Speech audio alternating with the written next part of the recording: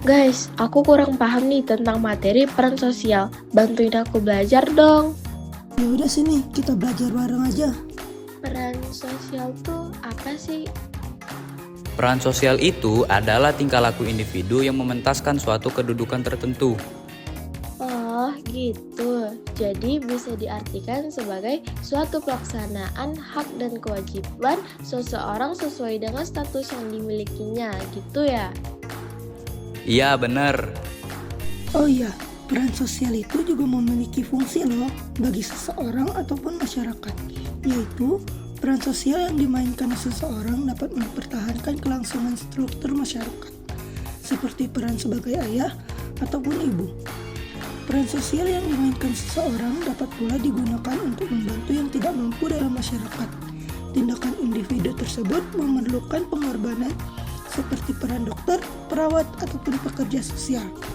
Dan terakhir, peran sosial yang dimainkan seseorang juga merupakan saran aktualisasi diri seperti seorang lelaki sebagai suami atau bapak, seorang wanita sebagai istri atau ibu, dan seorang seniman dengan karyanya.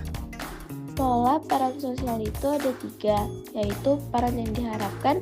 Expected role merupakan peran yang diharapkan masyarakat terhadap status-status tertentu.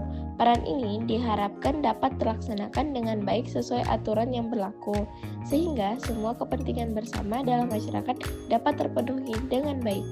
Kedua, ada peran kunci dan peran tambahan. Peran kunci muncul dari kedudukan atau status kunci.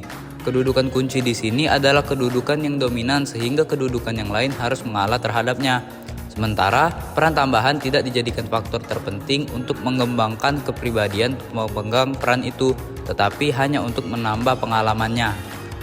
Dan yang terakhir, peran golongan dan peran bagian. Di dalam masyarakat terdiri dari berbagai macam kelompok, dan tiap-tiap kelompok memiliki kedudukan serta peran sosialnya masing-masing. Melalui kelompok-kelompok tersebut, masyarakat memainkan peran sosialnya yang berbeda-beda agar dapat mencukupi kebutuhan hidup mereka. Nah, peran sosial juga memiliki tujuannya, seperti tujuan instrumental. Tujuan ini dimaksudkan bahwa jika kita memainkan suatu peran, maka ada kesempatan untuk mencapai tujuan lain. Tujuan ini berarti seseorang harus memainkan peran sosial tertentu jika ingin memperoleh kebutuhan lainnya. Contohnya, seorang buruh pabrik yang berpendidikan rendah digaji dengan upah yang rendah, akan tetapi ia tetap bekerja di pabrik. Lalu tujuan penghargaan. Tujuan ini dimaksudkan untuk mendapat kesempatan dihargai. Penghargaan ini adalah suatu perasaan dihormati, disegani, dan dinilai sebagai orang yang penting. Contohnya, seseorang ingin menjadi anggota DPR RI agar ia merasa dihormati, disegani, dan dinilai sebagai orang yang penting di lingkungannya. Gak cuma itu, ada juga tujuan rasa aman. Tujuan ini dimaksudkan untuk mendapatkan rasa aman secara ekonomi, sosial, ataupun psikologis. Contohnya, peran seorang anggota TNI yang bersenjata akan bisa memberikan rasa aman secara ekonomi dan psikolog bagi keluarganya.